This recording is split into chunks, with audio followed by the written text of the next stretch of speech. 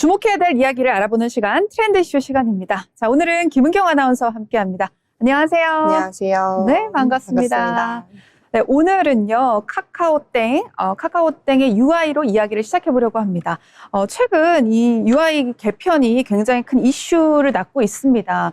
이 불편한 친구 프로필을 눌렀는데 조회가 남는 거야, 안 남는 거야? 혹은 전애인 프로필을 눌렀는데 이거 본 거 뜬 거야, 안 뜨는 거야? 이런 이야기들이 나오고 있는데 카땡 프로필 개편 이후에 이용자들의 불만이 또 커지고 있죠? 네, 맞습니다. 최근에 카땡이 업데이트를 하면서 이제 프로필이 인별그램 스토리처럼 다른 사람 스토리까지 볼 수 있는 거 아니야 라고 걱정하시는 분들 많은데요. 다행히 결론부터 말씀드리면 조회 기록은 보도가 되지 않는다고 합니다.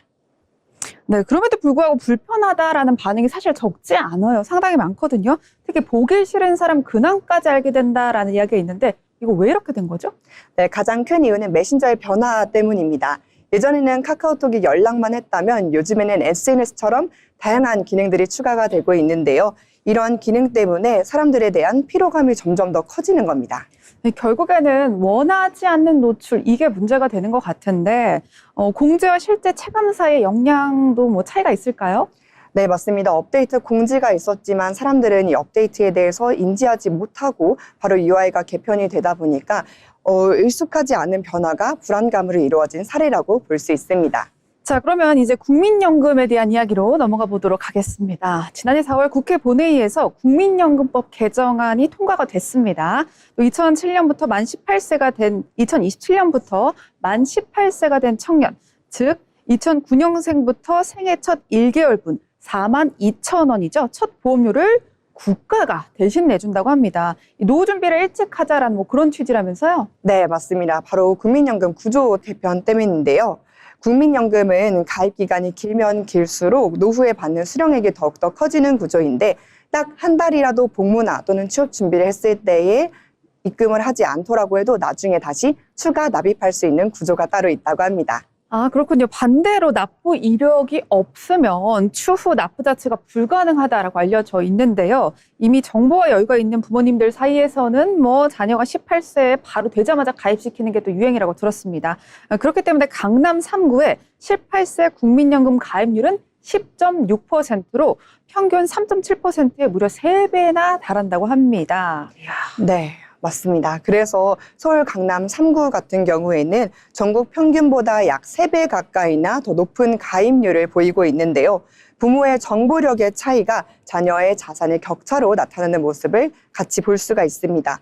이번 정책은 특히 청년층의 가입 문턱을 낮추는 거에 초점을 맞췄는데요. 특히 한 달이라도 빨리 시작을 하면 가입 기간이 늘어나서 장기적으로 연금 수령액이 더 커지는 구조라고 볼 수 있습니다. 네, 그렇습니다. 그렇다면 이번 제도는요, 이런 격차를 줄이기 위한 출발선 맞추기다라고 볼 수 있을 것 같습니다. 다만 여전히 현실적인 고민은 남아 있는데요. 국민연금이 언제 받을 수 있는 돈이냐 아니라 지금부터 이제 준비해야 되는 구조다라고 인식이 필요할 것 같고요. 제도를 아는 것 그 자체가 이제는 뭐 자산이 되는 그런 시대에 있는 것 같습니다. 네, 맞습니다. 바로 이 부분이 이 정책의 본질인데요. 정보 불평등을 국가가 직접 해소한다는 겁니다. 이 정책으로 인해 얻을 수 있는 효과는 총 2가지입니다. 바로 실수령액 증가와 사각지대 해소인데요. 예를 들어서 월 9만 원씩 20년을 납부한 사람과 월 18만 원씩 10년을 납부한 사람은 납입액이 동일하지만 수령액은 조금씩 다릅니다. 바로 전자가 15만 원을 더 받는 구조이기 때문에요. 하루빨리 시작하는 게 더 좋은 구조라고 말씀드리고 싶습니다. 네, 우리나라 청년들의 국민연금 가입률이 23.4%밖에 되지 않습니다. 주 선진국에 비해서 숫자가 많이 적은 편이라고 볼 수 있는데요. 한 연구 분석에 따르면 사회생활을 5년 늦게 시작하고 10년간 실업을 겪었을 경우 노후연금액이 30% 이상 급감할 수도 있다. 이런 결과도 나왔습니다. 네, 맞습니다. 여기서 시청자분들이 꼭 챙겨야 되실 게 있는데요. 이 제도는 자동 가입이 아니라 신청제이기 때문에 여러분들께서는 반드시 만 18세가 넘어가게 된다면 국민연금에 가셔서 홈페이지나 어플리케이션으로 바로 신청을 하시거나 또는 지사에 방문을 하셔서 신청하시는 게 가장 좋습니다. 자녀를 두신 분들이시라면 2009년생부터 꼭 챙겨주시면 좋겠습니다. 네, 결론적으로 오늘의 이슈를 정리하자면 42,000원의 금액을 대신 내준다라는 것이 아니라 그 납부 이력 하나가 이후 수십 년간의 추납 권리와 연금 수령액을 바꾸는 핵심 키가 될 수 있다. 이렇게 정리할 수 있을 것 같습니다. 자, 그럼 계속해서 다음 거 이제 최저임금과 논란이 관련된 기쁜 배달라이더의 배달료 앱에 관한 이야기 나눠보도록 하겠습니다. 지금까지 이제 배달 라이더들의 경우에는 최저시급을 기준으로 돈을 받았지만 도급제 최저임금을 통해서 플랫폼 노동자는 건당 수수료를 받기 때문에 별도 기준의 논의가 필요하다. 뭐 이런 이야기가 있습니다. 네, 맞습니다. 쉽게 말하면 배달 한 건당 최소 비용은 보장하자라는 이야기인데요. 플랫폼 노동자가 급격히 늘어났기 때문입니다. 배달 라이더 같은 경우에는 총 포함된 인원이 약 870만 명에 달하고 있는데요. 소득이 일정하지 않아 보호가 필요하다는 목소리가 더욱더 커지고 있습니다. 결국에는 뭐 소득을 일정하게 보호하자 뭐 이런 이야기인 것 같긴 해요. 네. 하지만 반대 입장도 만만치 않죠. 소득을 보장하면 아무래도 회사에서 고용하는 사람들이 뭐 최저임금을 하게 되면 당연히 줄어드니까 이 부분에 일자리가 줄어드는 거 아니냐 뭐 이런 걱정도 있는 것 같아요.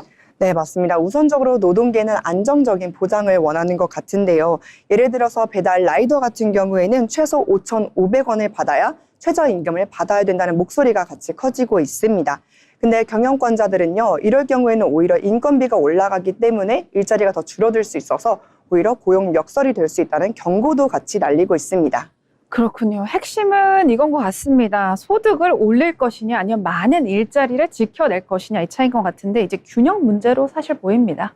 네, 맞습니다. 게다가 이제 배달마다 직종이 다 다르기 때문에 거리, 시간, 지역에 따라서도 금액이 다 달라서 이 부분에 대한 기준을 잡는 것 또한 큰 문제로 같이 보고 있습니다.